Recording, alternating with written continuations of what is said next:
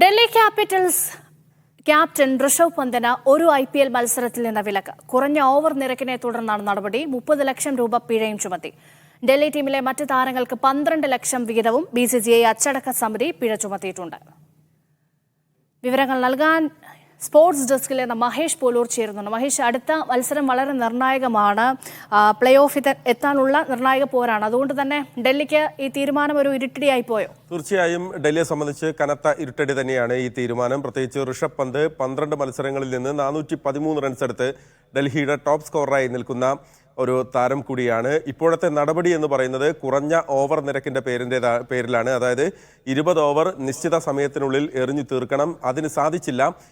ഇത് 3-ാം തവണയാണ് ഇത്തരത്തിൽ നടപടി ഋഷഭ് പന്തിന് മേലെടുക്കുന്നത്. ആദ്യം കൊൽക്കത്തയുമായുള്ള മത്സരത്തിൽ കുറഞ്ഞ ഓവർ നിരക്കിൻ്റെ പേരിൽ നടപടി നേരിട്ടു. പിന്നീട് ചെന്നൈക്കെതിരെയുള്ള മത്സരത്തിലും നടപടി നേരിട്ടു. അതിനുശേഷം കഴിഞ്ഞ മത്സരത്തിൽ രാജസ്ഥാൻ റോയൽസിനെതിരെയുള്ള മത്സരത്തിലും അതുപോലെ തന്നെ കുറഞ്ഞ ഓവർ നിരക്ക് രേഖപ്പെടുത്തിയതിന് ശേഷമാണ് BCCI അച്ചടക്ക സമിതി ഇത്തരത്തിലൊരു തീരുമാനത്തിലേക്ക് പോയത്. അതിൻ്റെ അടിസ്ഥാനത്തിൽ ഇപ്പോൾ ഒരു മത്സരത്തിൽ നിന്ന്, അതായത് അടുത്ത മത്സരം നിർണായകമായ മത്സരമാണ്. ബംഗളൂരുവിനെതിരെയാണ് ഡൽഹിയുടെ മത്സരം. ഇനിയുള്ള 2 മത്സരങ്ങൾ അവർക്ക് ജയിക്കേണ്ടതുണ്ട് പ്ലേ ഓഫിലെത്താൻ. അങ്ങനെ നിൽക്കുമ്പോഴാണ് ഒരു മത്സരത്തിൽ വിലക്ക് ഋഷഭ് പന്തിന് വരുന്നത്.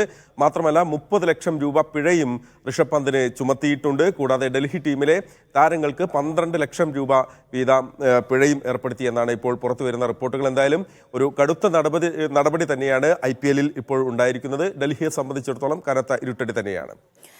പ്ലേ ഓഫിൽ എത്താനുള്ള നിർണായക മത്സരത്തിന് മുൻപാണ് ക്യാപ്റ്റൻ ഋഷഭ് പന്തിന് വിലക്ക് വരുന്നത് എന്നുള്ളതാണ് ഏറെ ശ്രദ്ധേയമായത്. മഹേഷ് പോലൂരാണ് വിവരങ്ങൾ നൽകിയത്.